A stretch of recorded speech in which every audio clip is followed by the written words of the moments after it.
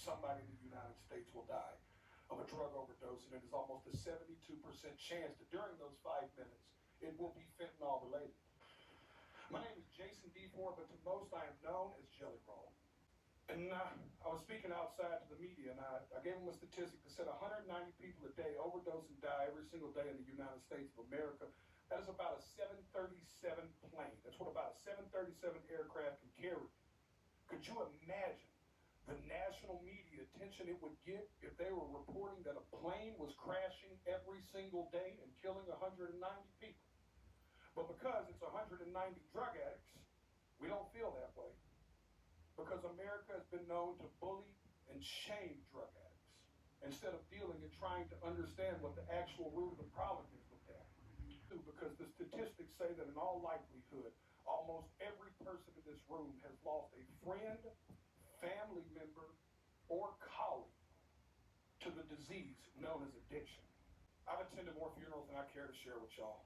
Not just drug addicts, uncles, friends, cousins, normal people. Some people that just got in a car wreck and started taking a pain pill to manage it. One thing led to the other. How fast it spirals out of control, I don't think people truly understand. So many people. Equally, I think it's important for me to tell y'all that I'm not here to defend the use of illegal drugs. And I also understand the paradox of my history as a drug dealer standing in front of this committee. But equally, I think that's what makes me perfect to talk about this. I was a part of the problem. I am here now standing as a man that wants to be a part of the solution. I brought my community down. I hurt people. I was the uneducated man in the kitchen playing chemist with drugs I knew absolutely nothing about, just like these drug dealers are doing right now when they're mixing every drug on the market with fentanyl, and they're killing the people we love. I'll be honest with y'all, my desire is to only get older and only do better and be better. I believe when I sold drugs genuinely that selling drugs was victimless. Coda. I truly believe that, y'all. Coda. My father always told me what doesn't get you in the wash will get you in the rinse. Now I have a 15-year-old daughter whose mother is a drug addict. Every day I get to look in the eyes of a victim in my household of the effects of drugs. Every single day.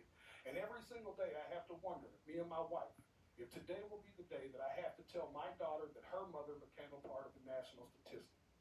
History repeats itself, gentlemen. Even in the 1990s, crack cocaine had long made its way into my middle, lower class neighborhood. And at that moment, even as a teenager, you could have never convinced me in that moment that there would be a far bigger problem on the horizon in the form of a pharmaceutical drug. And then I watched opioids and Oxycontin burst onto the scene. I'm here to tell y'all that fentanyl is going to make the Sackler family look like saints. And I want to let y'all sit with that for a second. It is time for us to be proactive and not reactive. We were reactive with crack, we were reactive with opioids, and y'all are taking the first step. It's somebody in the Senate finally being proactive. I truly believe in my heart that this bill will stop the supply and can help stop the supply of fentanyl. But in part of being proactive, gentlemen and women and ladies, I have to be frank and tell y'all that if we don't talk to the other side of Capitol Hill and stop the demand, we're going to spin our tires in the mud. Y'all are taking the first step, but I encourage you to take it outside of this room. You take it to your colleagues and your constituents, and you give them the most that you can. All I want to say is that I not only encourage y'all to do this, I encourage y'all to take it a step further. At every concert I perform, I witness the heartbreaking impact of fentanyl. I see fans grappling with this tragedy in the form of music that they seek solace in music and hope that their experiences won't befall others. They crave reassurance. These are the people I'm here to speak for, y'all. These people crave reassurance that their elected officials actually care more about human life than they do about ideology and partisanship. I stand here as a regular member of society. I am a stupid songwriter, y'all, but I have firsthand witnessed this in a way most people have not.